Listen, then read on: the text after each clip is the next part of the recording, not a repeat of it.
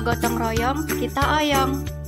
Kita telah sepakat bahwa untuk meningkatkan kesejahteraan rakyat harus diperjuangkan melalui lembaga koperasi, bukan lembaga hukum, bukan melalui lembaga sosial kemasyarakatan, apalagi lembaga keagamaan. Tidak benar bila seseorang ingin kaya atau agar sejahtera hidupnya, mereka aktif di lembaga kemasyarakatan, lembaga politik, apalagi lembaga agama. Salah kamar, itu bukan lembaga ekonomi. Peran lembaga-lembaga lainnya, bahkan pemerintah sekalipun, dalam mewujudkan kesejahteraan masyarakat hanyalah lebih sebagai fasilitator, motivator, pembuat kebijakan, atau pengawasan saja. Sekali lagi, satu-satunya lembaga yang spesifik yang memperjuangkan kesejahteraan rakyat adalah lembaga koperasi. Karena cita-cita dan semangat pendirian koperasi adalah memang untuk kepentingan dan kesejahteraan anggota. Dari rakyat, oleh rakyat, dan untuk rakyat. Persoalannya sekarang, mengapa koperasi pada umumnya tidak jalan? Apakah kurangnya kesadaran masyarakat berkoperasi? Tidak juga. Karena ribuan koperasi didirikan setiap tahun. Ribuan pemuda tiarap, tak bergairah, tak berdaya, mati suri. Lalu apakah kurang modal? Atau pemerintah tidak peduli? Tampaknya itu pun bukan. Karena pemerintah pun telah cukup membuat kebijakan ekonomi dan stimulus perbankan yang memadai. Tidak kurang 6 instansi pemerintah terlibat dalam pembinaan koperasi yang terintegrasi. Kalau begitu, apa sebenarnya yang dibutuhkan agar koperasi berjalan? Pertama-tama, pengurus.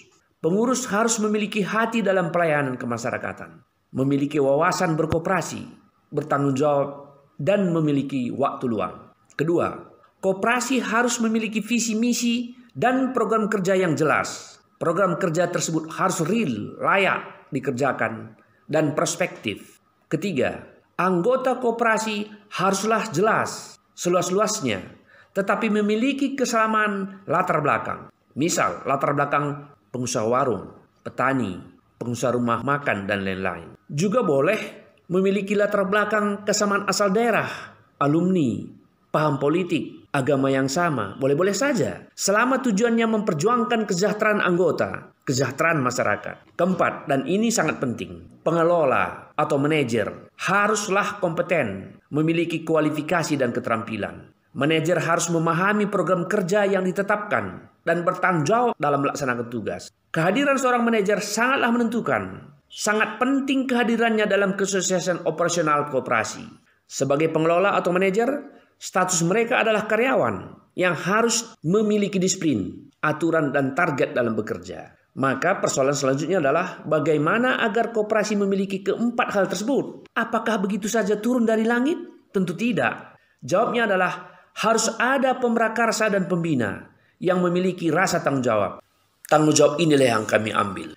Bersama pemerintah, perorangan, dan lembaga lain, kami siap bersama memprakarsai pendirian, pembinaan, dan pendampingan koperasi-koperasi. Sebagai pembina, kegiatan kami adalah 1. Menyeleksi dan melatih calon pengurus untuk direkomendasikan kepada rapat anggota. 2. Membuat rencana program kerja yang real, layak, dan perspektif, lengkap dengan sistem kerjanya. Program kerja tersebut praksis tinggal dilaksanakan, telah teruji di lapangan. 3. Menjajaki dan memetakan calon anggota yang potensial sebagai anggota. 4. Mengadakan rekrutmen dan melatih calon manajer untuk direkomendasikan dan diangkat oleh pengurus terpilih. 5. Kami sebagai pembina menyediakan segala fasilitas selama prakoperasi, yaitu sebelum koperasi berdiri, seperti ruang pertemuan, proyektor, website, brosur, fasilitas transportasi, alat tulis kantor, dan lain-lain. 6. Kami menjajaki pendirian, persyaratan legalitas, dan kelengkapan organisasi. 7. Kami siapkan tim kerja untuk membuat usulan rancangan koperasi untuk dibawa kepada rapat pendirian, yaitu nama, jenis koperasi, visi misi, nilai-nilai, moto, tujuan, target jangka pendek, dan lain-lain. 8.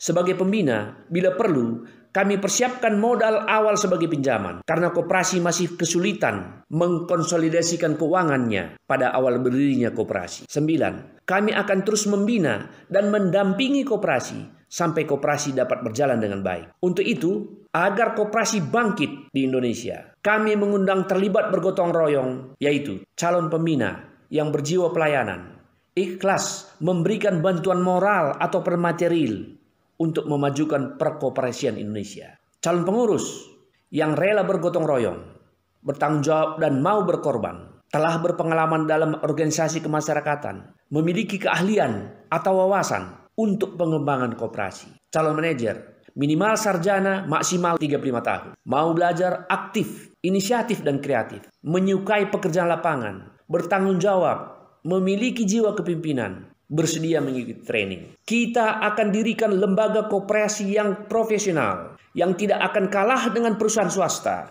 juga tidak akan kalah dalam pelayanan kemasyarakatan. Mari bergotong royong berkoperasi di era milenial.